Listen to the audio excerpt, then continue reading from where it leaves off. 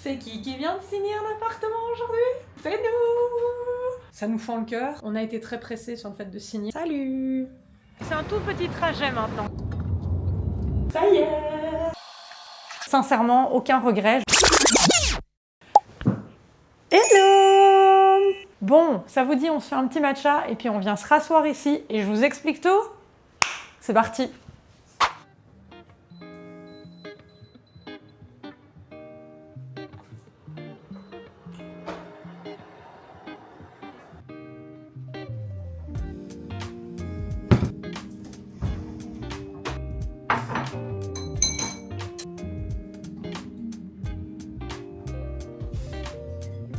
Est-ce que c'est pas déconné à 16h44 de faire un matcha? Complètement. Mais je suis fatiguée et je dois filmer cette vidéo. Donc si j'ai envie d'avoir un minimum d'énergie pour la vidéo, je pense que ce serait pas mal. Tant pis, qu'est-ce qu'on ferait pas pour un matcha? Il me reste plus rien. Je vais devoir trouver une solution là parce que c'est la cata. Alors, chez Costco, j'ai trouvé du lait d'amande qui n'est pas sucré. Honnêtement, pas le meilleur que j'ai goûté, mais ça passe. Faut savoir que le lait d'amande, etc., ça coûte très très cher ici. Donc j'ai essayé de reboire mon matcha avec du lait de vache, mais je trouvais que ça prenait vraiment le dessus au niveau du goût. Le lait de soja, j'arrive pas. J'ai essayé, je peux pas. Le goût, j'aime pas. La texture, il y a rien qui va. Donc je reste là-dessus. Il a pas beaucoup de goût, mais moi ça passe. Au moins, je sais que je me concentre sur le matcha. Il coûte pas trop cher, parce qu'ici on est vite à 5-6 € la brique. Non merci. Je vais faire chauffer mon lait.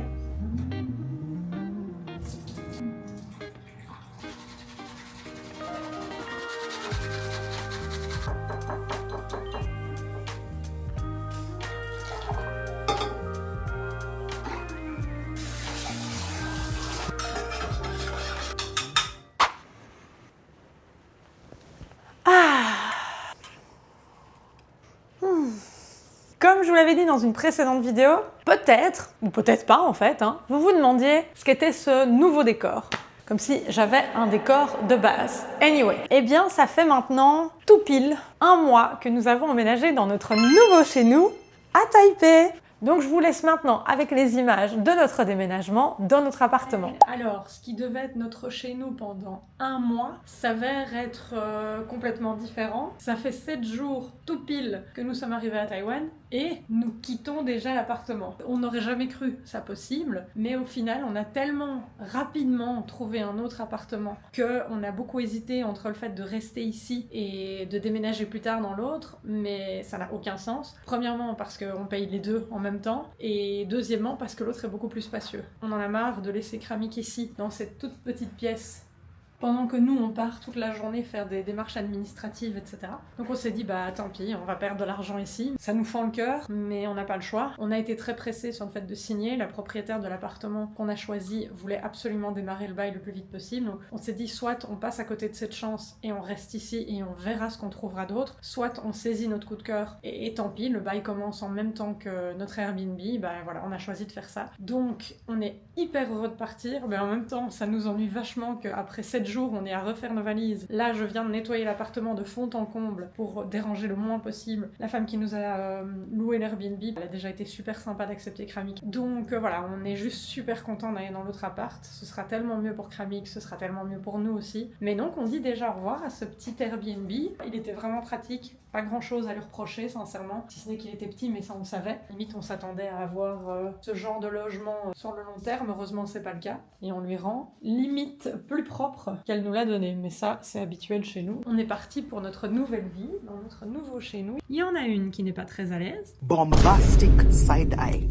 Elle est à scotcher aux valises depuis hier, elle nous suit à la trace. On va dans une nouvelle maison. Tu vas voir, elle va être trop chouette, on l'a choisie pour toi aussi. Ça va être trop bien, il y a même un parc. Allez. Salut!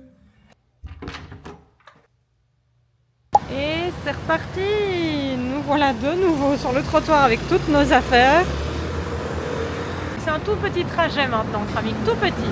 On attend le Uber et on espère qu'il nous prendra avec toutes nos nos affaires, même si on a déjà déménagé pas mal de choses en métro nous-mêmes. Mais Kramik n'est pas admise dans le métro. Si elle n'est pas dans une espèce de petite poussette où sa tête ne sort pas, on a un sac à dos spécifique pour la transporter. Mais ce n'est pas accepté parce que sa tête ressort. Sa cage, ça fonctionnerait, mais il est impossible pour nous de faire voyager cette cage et de la transporter dans le métro. Donc pas le choix, sinon on aurait tout déménagé nous-mêmes honnêtement. On a déjà fait 3 trajets avec la grande valise, un des grands sacs à dos et toutes nos affaires qu'on a achetées chez Ikea. Donc autant déménager les dernières affaires avec Kramik et nous dans le taxi, s'il nous accepte. Ça y est, on est enfin dans le taxi. Donc là, on est tombé sur quelqu'un de super gentil qui a tout chargé. Kramik était un peu stressée parce qu'elle est dans le coffre. Bon, après, le coffre est ouvert. Hein. À mon avis, dans sa tête, elle doit se dire... Les gars, ça fait 7 jours qu'on est là et on recommence de nouveau ce cinéma. Je ne prendrai pas l'avion. À mon avis, on en a pour une bonne dizaine de minutes maximum. Et puis, on rentre dans notre chez nous.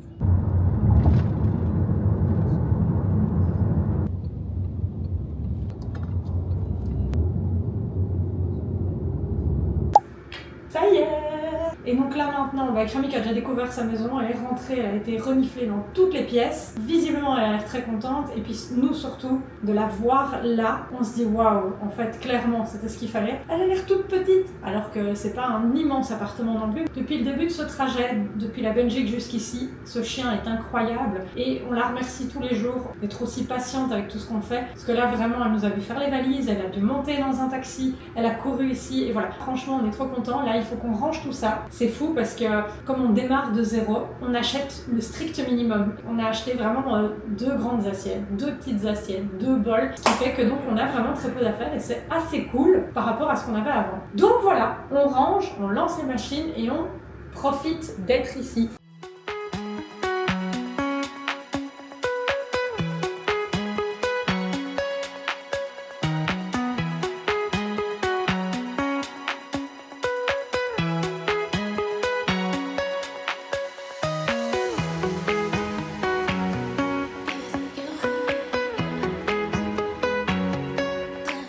Vu qu'elle a été absolument géniale et qu'elle emménage dans sa nouvelle maison, on lui a direct acheté un petit cadeau de bienvenue. Et ça se voit, elle est trop contente, donc elle joue avec.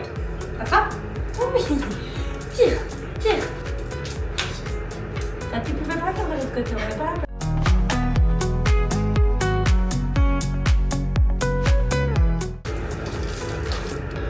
Je me fais un petit plaisir. Ça fait 1 semaine qu'on est là. Le chocolat me manque déjà. C'est-à-dire que ça, j'en ai 8. Ça doit durer jusque février. Mais aujourd'hui, mon cœur a envie de ça. Donc je vais lui donner ça. C'est lié au plaisir de l'emménagement. Mais je vais m'en mordre les doigts d'en manger un aujourd'hui.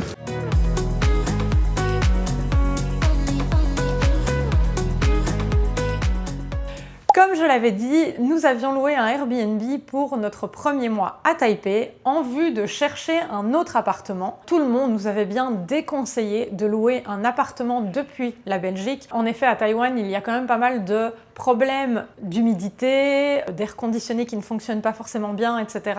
De dégâts un petit peu cachés, donc très dangereux de trouver une annonce sur internet, de signer le bail depuis votre pays d'origine et puis d'arriver avec vos bagages et de vous dire « Ah, c'est peut-être pas ce que j'imaginais ». Donc, nous sommes préparés à 1 mois de recherche intensive et de désillusions sûrement nombreuses. Seulement, la vie n'en a pas décidé ainsi. Et pour une fois, la vie, je lui dis merci. Et ça n'arrive pas souvent. Donc nous sommes arrivés le 16 septembre dernier. Notre Airbnb était situé dans le quartier de Songshan, un quartier un peu plus ancien que celui dans lequel nous sommes maintenant. Notre Airbnb était vraiment très petit, mais c'était parfait pour ce que nous devions faire à ce moment-là, c'est-à-dire courir dans tous les sens pour les papiers, nous installer, rechercher des endroits où faire nos courses, etc. Le début d'un expatrié. Alors, le fait est que nous n'avions pas non plus un dossier très facile de par le fait que nous avons un chien qui dort actuellement sur le paillasson. Kramik, tu veux dire bonjour?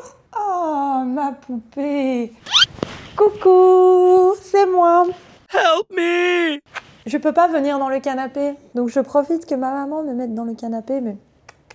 Tu veux rester un petit peu ici? Allez, tiens, tu peux Donc nous étions déjà en contact avec 2 agences immobilières qui nous aidaient à voir un petit peu ce qui était présent sur le marché à ce moment-là. C'était pas joyeux, je dois l'avouer. Nous étions assez inquiets parce qu'on nous demandait soit d'élever notre budget, soit on nous proposait des appartements qui ne correspondaient absolument pas à ce que nous souhaitions. Donc nous avions quand même aussi des conditions qui étaient un peu importantes à nos yeux. Non seulement nous voulions une cuisine, alors qu'elle soit séparée ou non du reste de l'appartement, peu importe, mais nous voulions une cuisine. Il était hors de question pour nous de ne manger que dehors. Alors certes, à Taïwan, il est tout à fait commun de manger ces 3 repas par jour dehors. Il y a des alternatives vraiment très peu chères, mais c'est pas super sain. Et deuxièmement, personnellement, il y a beaucoup de repas que j'aime prendre chez moi. Alors je trouve ça très chouette d'aller manger de la nourriture dans les petits restaurants locaux, d'aller sur les night markets, etc. Mais mes petits déjeuners, généralement, je les prends ici. Mes lunchs aussi, ou alors je vais me chercher un petit bento dehors. Et le soir, pour moi, ça doit rester un plaisir d'aller manger dehors. Notamment dans un souci de santé, mais aussi dans un souci d'économie. T'en as déjà marre? Allez, hop là. Donc, nous voulions une cuisine, nous voulions un espace de minimum 50 mètres carrés. Alors ici, c'est assez compliqué. On vous donne toujours une surface nette et une surface brute. L'espace brut comporte les parties communes, les halls d'entrée, l'ascenseur. Et donc, on doit toujours déduire plus ou moins 20% de cette surface et on obtient la surface nette. Nous voulions une chambre et si possible, une deuxième chambre ou en tout cas toute petite que nous pouvions transformer en bureau. Nous voulions aussi avoir un accès au gaz. Il n'est pas rare d'avoir encore des appartements qui sont pourvus de bonbonnes de gaz. Pas envie d'aller acheter des bonbonnes de gaz, de jouer avec ça. Enfin, je me connais, laissez tomber, c'est la catastrophe assurée. Et forcément, nous voulions être près d'une station de métro. C'est important, à partir du moment où vous êtes loin des stations de métro, ça complique beaucoup les choses dans votre déplacement. Donc, les choses ne se présentaient pas bien en Belgique. On nous demandait d'augmenter pas mal notre budget. Alors, je vous parlerai du budget de l'appartement après. On nous demandait de choisir des appartements qui étaient assez loin, voire complètement en dehors de Taipei. On nous proposait des appartements qui n'avaient aucun sens, avec 3 chambres, mais qui étaient beaucoup moins chers, mais dans des bâtiments vraiment très anciens. Des appartements où la configuration était vraiment très étrange. On avait parfois un lit en plein milieu du salon, caché par un rideau. Des appartements avec 2 voire 3 salles de bain, alors qu'il n'y avait qu'une chambre. Mais la deuxième salle de bain était une énorme pièce, avec une immense baignoire, comme on peut voir ici dans la ville de Beitou, connue pour ses sources thermales. Et ils ont souvent des énormes bains qui sont vraiment dans le sol et où l'eau thermale arrive directement. Et ben on nous proposait ce genre de bain. Sans eau thermale, je ne prends jamais de bain. Je ne vois pas l'intérêt d'avoir ça chez moi. Voilà, on n'était pas très rassurés et on s'est dit ok, calme, on a un mois pour trouver cet appartement. Arrivé à Taïwan, je recontacte les agences immobilières. Je leur dis maintenant nous sommes sur place. S'il vous plaît, dès que vous avez quelque chose, dites-le nous et on vient le visiter. Parce qu'ils nous disaient bien que tout partait très vite ici. Étonnamment, j'avais repéré un appartement déjà quand nous étions en Belgique. Il était dans notre budget, plus ou moins, un peu plus haut que notre budget, mais ça restait correct. Il était dans un quartier qui nous semblait correct, mais dont nous nous souvenions en tant que touristes, qui me semblait peut-être un petit peu trop animé. Donc curieuse de voir, mais bon, ce dont je me souviens en tant que touriste il y a 2 ans, peut-être complètement différent. Mais ça semblait cocher pas mal de choses. Il y avait des arrêts de métro vraiment à proximité, des supermarchés pas très loin. L'appartement avait une taille qui nous correspondait, c'était de 80 mètres carrés en brut. Au final, on avait plus ou moins 60 mètres carrés en net. Et j'avais déjà dit que j'étais très intéressée, mais le problème est toujours le même. Nous avons un chien et donc les 3/4 des appartements que nous sélectionnons, lorsqu'on demandait au propriétaire, le propriétaire disait toujours Non, pas de chien. Alors je comprends tout à fait, on a un chien, alors le mien je le connais, je sais que le mien ne détruit absolument rien, par contre elle perd énormément ses poils, alors je suis quelqu'un d'extrêmement maniaque, mais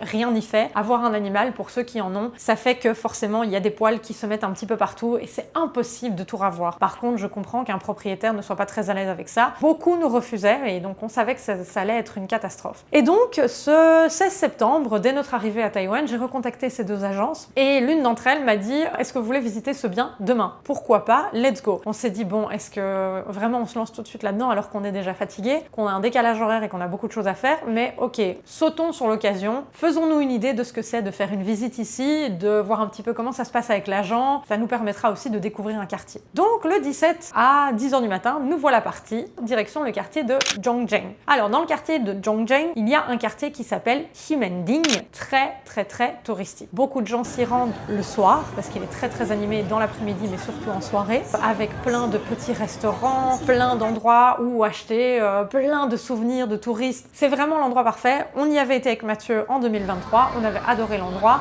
C'est bien en tant que touriste, mais vraiment je pourrais pas y vivre. C'est beaucoup trop d'animation, beaucoup de monde. Moi je m'y verrais pas. Et puis j'ai une phobie personnelle des cafards. Les cafards sont très présents à Taïwan, notamment à Taipei, en raison du climat humide et chaud. Donc il est souvent déconseillé de louer un appartement dans les rues où il y a un marché de nuit ou où il y a beaucoup de restaurants. Je les vois moi le soir, quand tous les restaurants et les petites échoppes de rue ferment. Je les vois moi venir chercher les petits restes. Je les vois moi, ils sont à 3 sur un petit morceau de crêpes qui reste le soir. Moi ça, chez moi, c'est pas possible. Autant vous dire que je me lève, je découvre un cafard comme ça chez moi, je m'en vais et je dois trouver un autre appartement tout de suite. Un petit coup.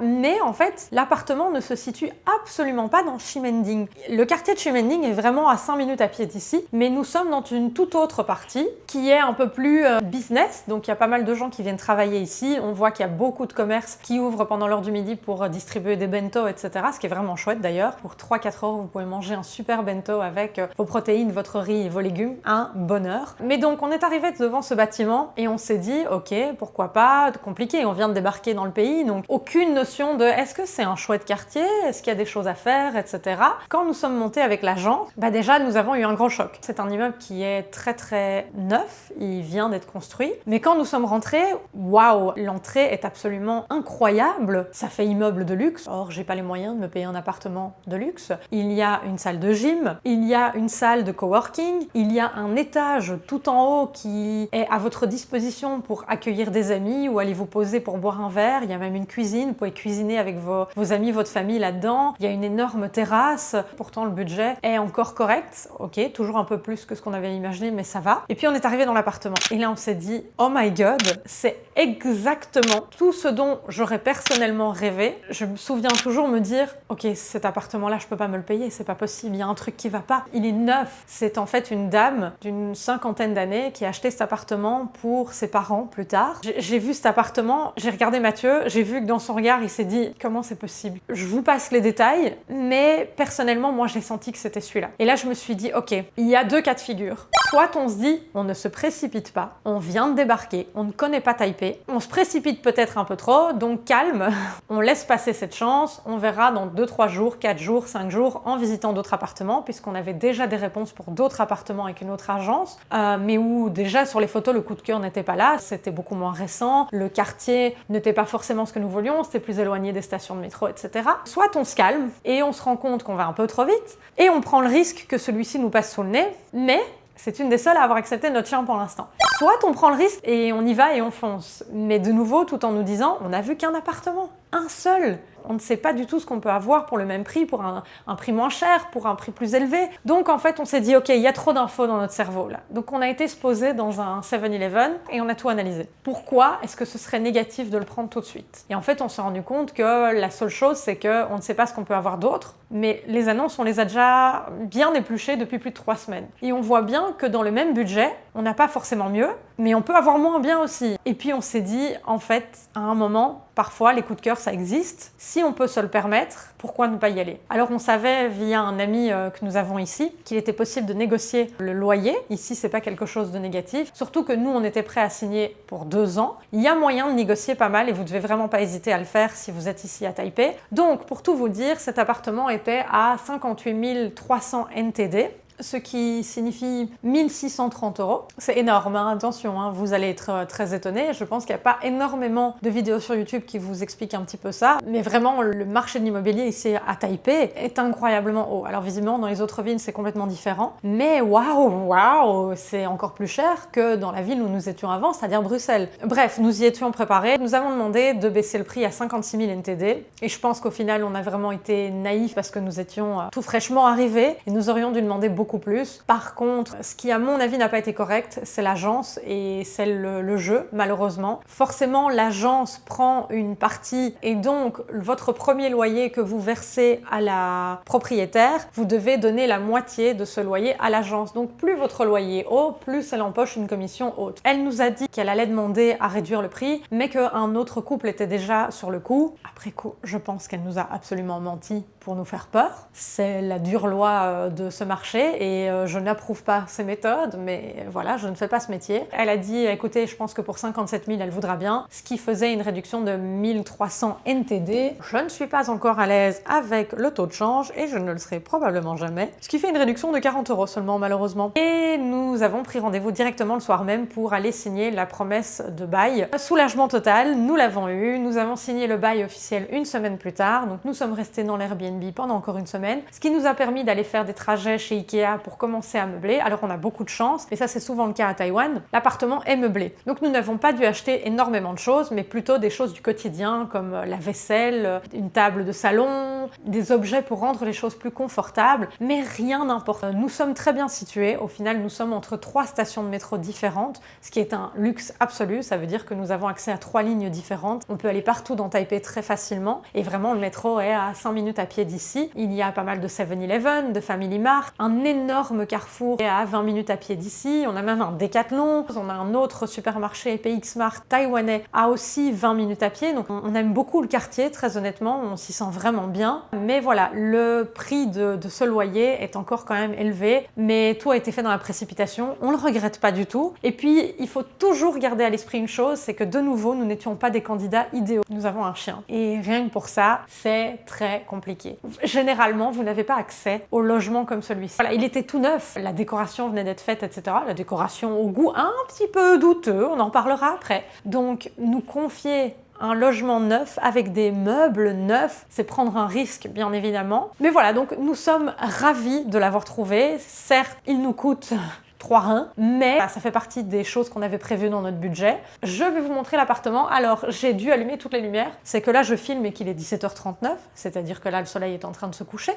Mais en plus de ça, ça fait 1 semaine et demie qu'il pleut à Taïwan, à Taipei surtout. Mais ça, aussi on nous avait prévenu, le nord de Taïwan est une région très pluvieuse. Ne vous inquiétez pas, je viens de Belgique, j'ai l'habitude. Mais ça, franchement, en Belgique, j'ai pas encore vu très souvent. C'est-à-dire que là, ça fait 1 semaine et demie qu'il pleut. Alors les 4-5 premiers jours, vous devez imaginer une pluie torrent non-stop, c'est 24 heures sur 24. Je dois promener mon chien 3 fois par jour, je vais le sortir 3 fois par jour dans la pluie. Un bonheur. Passons maintenant à l'appartement tour. Oh, le tour de l'appartement. Donc, quand vous rentrez dans l'appartement, vous arrivez par cette porte. Alors, qui dit Taïwan dit, comme bien souvent en Asie en général, votre appartement est équipé ici d'un lecteur de code, d'un lecteur de cartes, mais aussi, malheureusement il n'a pas été configuré pour nous, mais d'un lecteur d'empreintes digitales. Donc nous, on utilise notre carte. Et voilà, on rentre chez nous. Bienvenue chez Madame Kramik. Une fois que vous rentrez dans l'appartement, vous arrivez dans le salon. Alors, vous avez le salon avec le canapé qui était compris dans l'appartement. Et puis, on avait même les rideaux, le petit meuble ici, le meuble télé, la télé également. Tout ça, c'est compris. Ici, à l'entrée, vous avez directement une énorme armoire dans laquelle nous stockons tout ce qu'il faut pour promener Kramik, nos chaussures, etc. Puisque, je vous rappelle, en Asie, on ne porte pas de chaussures à la maison. Mais personnellement, je ne porte pas mes chaussures chez moi, en Europe non plus. Bonjour les bactéries chez vous. Donc, ici, vous avez l'espace salon, vraiment très chouette. La seule chose que nous avons dû acheter, c'est la table de salon. L'appartement est maintenant fini et totalement équipé comme on le souhaitait. On a fait quelques allers-retours et quelques commandes chez Ikea pour justement se sentir plus à l'aise. Mais maintenant, on a absolument tout ce dont nous avons besoin. Alors, gardez à l'esprit que nous sommes des personnes très minimalistes, que nous n'aimons pas avoir des choses qui ne servent à rien et que la déco n'est pas notre fort. Alors déjà, il fallait faire avec ce qu'on avait, parce que entre le papier peint effet brique, le papier peint ici de couleur, mais aussi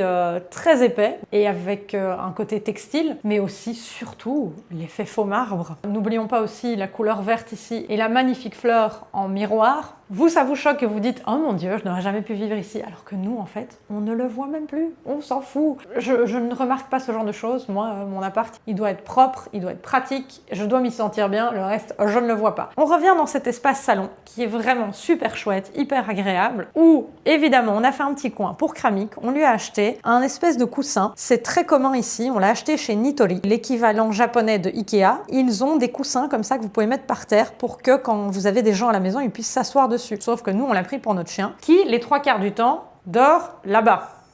Oui, oui. Il y a un paillasson, puisque c'est là que nous enlevons nos chaussures. Est-ce qu'elle ne se dit pas « je vais me coucher à côté ou dessus » Aidez-moi à comprendre pourquoi ce chien a envie d'être sur un paillasson plutôt que d'être là-dessus. C'est hyper confort, c'est tout fluffy, mais elle s'en fout. Alors, on a évidemment ramené quelques objets de décoration. Alors, parlons-en. Ça, c'est un cadeau de bienvenue de notre propriétaire. Elle est arrivée avec cette petite plante dans une bouteille. Je ne sais pas quoi en faire, parce que je trouve ça très gentil, mais que je suis pas du tout quelqu'un qui va replanter des plantes, mais c'est pas grave. Donc, on a nos petites statues porte-bonheur de Ishigaki, un petit livre sur Bruxelles, que je ne vous conseille pas, il n'est pas très intéressant, mais il est très joli maintenant. Un cadre que nous avions pris l'an dernier à Pékin. Notre petite Emma d'un temple à côté du mont Fuji, une petite affiche de New York qu'une amie m'avait offerte. Et élément très important, un déshumidificateur, puisque Taïwan est un endroit où l'humidité est immense. Donc, il n'est pas possible d'avoir un logement sans déshumidificateur,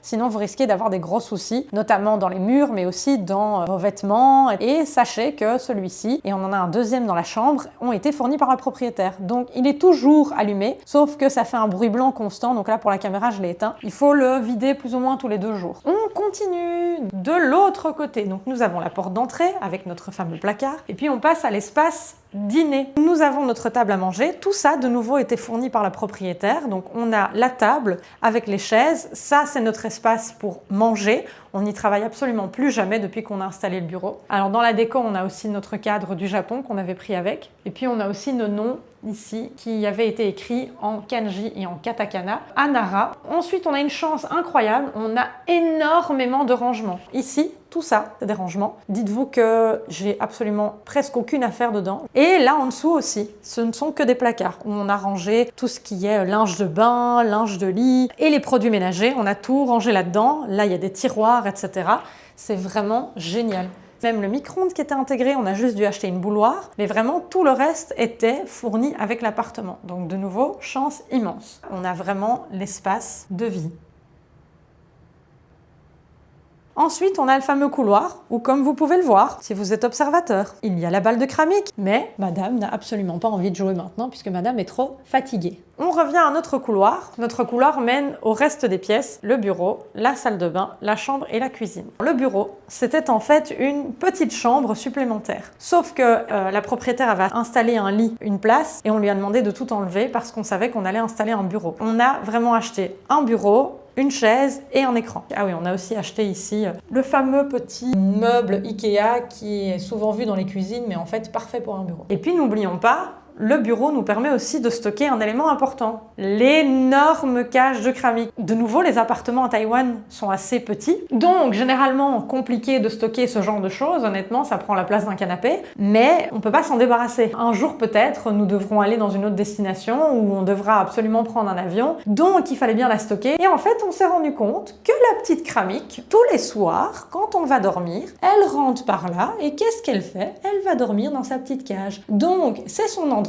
elle, et on la retrouve là le matin généralement, si pas devant notre porte. Comme quoi le trajet en avion ne l'a absolument pas traumatisé puisque ça reste son endroit safe et donc on va pas l'en priver. Alors là vous allez halluciner, on a la chance d'avoir une cuisine très européanisée on va dire. C'est-à-dire que bien souvent les gens n'ont pas de cuisine très développée. La cuisine est bien souvent mêlée au salon et à la salle à manger. Donc là vraiment on a un espace cuisine absolument incroyable. On a la chance d'avoir non seulement un grand frigo mais aussi un grand congélateur. Il est plein entre la nourriture de Kramik et nous qui avons plein de légumes surgelés. Mais ça, vous ne vous rendez même pas compte, sauf si vous avez habité en Asie, que c'est un luxe absolu. De nouveau, nous ne l'avons pas acheté, il était fourni avec l'appartement. Et puis, dans la cuisine, nous avons pas mal de rangements, que ce soit au-dessus et en dessous également, où nous pouvons ranger toutes nos affaires. On a un immense évier et on a surtout 2 becs de gaz. La seule chose où on s'est fait un petit peu avoir, c'est ceci. Alors, je vous donne 3 secondes pour savoir ce que c'est.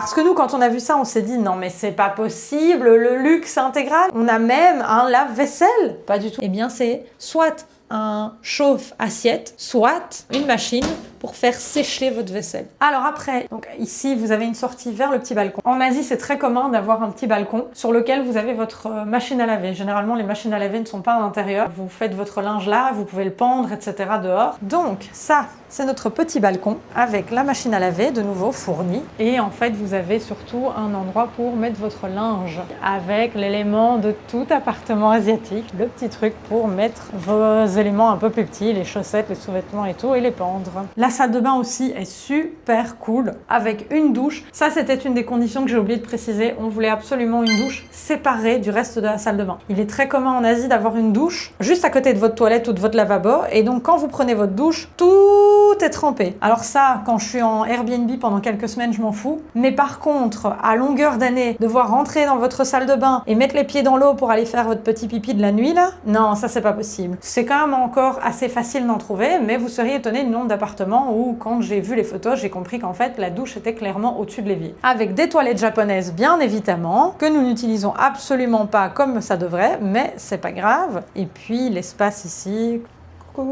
Et aussi, on a toutes les fonctionnalités comme au Japon. Ici, c'est le mode faire sécher mon linge. Donc quand vous appuyez là, ça envoie un souffle chaud dans toute la salle de bain. C'est absolument horrible. Dites-vous qu'on dirait que vous êtes dans une serre où vous faites pousser des plantes, mais au moins votre linge sèche. Le linge ne parvenait pas à sécher le week-end dernier à cause de la pluie incessante. Donc on a activé ce mode-là. On a mis les derniers t-shirts, etc. ici. Et hop, 2 heures après, c'était sec. Et maintenant, il reste notre chambre. Alors là, vous allez rigoler parce que vous constatez que nous avons 2 matelas l'un sur l'autre. Je vous explique ça dans 2 secondes. Ici, à part notre lit, l'air conditionné indispensable la nuit, mais en hiver, on n'en aura plus besoin. Et aussi de nouveaux dérangements. Donc, pas besoin d'acheter de penderie, pas besoin d'acheter d'armoire, pas besoin d'acheter de commode. Tout était là. On a tout mis là-dedans. C'est génial. On a même eu un espace pour stocker nos valises. Par contre, en ce qui concerne le lit, la propriétaire nous fournissait le lit avec un tout nouveau matelas. On s'est dit génial, encore des frais en moins à faire. Sauf que on n'avait pas vu que premièrement le cadre du lit, il n'y a pas de sommier. Ok, jusque là pourquoi pas, pas de problème, c'est juste un cadre de lit normal. Mais elle nous avait mis un matelas asiatique, donc dur comme de la pierre. Et ni Mathieu ni moi n'arrivons à dormir là-dessus. Les premières nuits que nous avons passées ici, nous avons eu littéralement des courbatures absolument partout. On s'est dit laissons le temps à notre corps de nous y faire et on verra bien. On a laissé passer plus ou moins 2 semaines. Et après 2 semaines, Mathieu m'a dit moi personnellement j'arrive pas à dormir, je me réveille tout le temps, j'ai le bras tout le temps engourdi, j'ai vraiment le dos qui fait mal. Honnêtement, moi je commençais à m'y habituer mais c'était pas très confortable. Donc on s'est dit ok, on va pas tergiverser, on va aller chez Ikea et on va acheter un autre matelas. Donc on s'était dit on va demander à la propriétaire de récupérer le sien et on va mettre le nôtre. Sauf qu'en fait on s'est habitué à ça. Mais très honnêtement ça nous gêne plus et donc on s'est dit on va pas la déranger pour lui demander encore de virer un matelas. Et donc voilà, au final maintenant tout est beaucoup plus confortable. Donc voilà, vous avez vu maintenant notre nouveau petit cocon à Taipei, celui dans lequel nous espérons en tout cas rester minimum 2 ans. Sincèrement, aucun regret, je vous expliquais tous les problèmes au niveau du budget, etc. Mais voilà, nous on est vraiment ravis, on s'y sent bien, on aime beaucoup le quartier, on a déjà pas mal de petites choses qu'on aime faire régulièrement. Sincèrement, si vous m'aviez demandé ce que j'espérais il y a quelques mois en tant qu'expatrié comme logement à Taïwan, j'aurais jamais pu vous dire ça. Ça faisait partie des rêves au fin fond de mon esprit. Non seulement mon chien s'y sent bien, on a beaucoup de chance. Les constructions nouvelles ici ont des murs tellement épais qu'on n'entend absolument jamais nos voisins. Les gens qu'on rencontre, que ce soit dans l'ascenseur ou dans les couloirs, sont absolument adorables avec nous. Ils essayent de nous parler en chinois. Quand on n'arrive pas à comprendre, ils switchent vers l'anglais. Zéro regret. Si c'était à refaire, je referais ça. Je foncerais de nouveau vers mon coup de cœur. Je vous dis pas que c'est la solution tout le temps, mais en tout cas, parfois, quand vous le sentez, il faut pas avoir peur et il faut oser le faire. Donc voilà, j'en ai terminé avec ce apartment tour. J'espère qu'il vous a plu. N'hésitez pas à me dire si vous êtes vraiment choqués des prix qui sont pratiqués ici à Taïwan, si vous imaginiez qu'un tel appartement était possible à Taïwan, ou si vous vous dites moi j'aurais préféré un logement bien plus traditionnel, même si plus ancien, etc. Je suis curieuse d'avoir votre opinion là-dessus. Vous avez plongé un peu plus avec nous dans notre expérience taïwanaise. Partager son logement, c'est quelque chose de complètement différent et ça vous permet aussi de voir qu'est-ce qu'on peut se permettre aussi à l'étranger. D'ici quelques mois, je ferai une vidéo sur le coût total des dépenses justement quand on habite à Taipei. On se retrouve dans les prochaines vidéos pour la suite des aventures, les découvertes de nombreux endroits à Taipei, de la nourriture, bref, plein de thèmes arrivent bientôt pour vous faire découvrir la vie taïwanaise. J'ai hâte de vous retrouver dans la prochaine vidéo et je vous dis à très bientôt. Salut!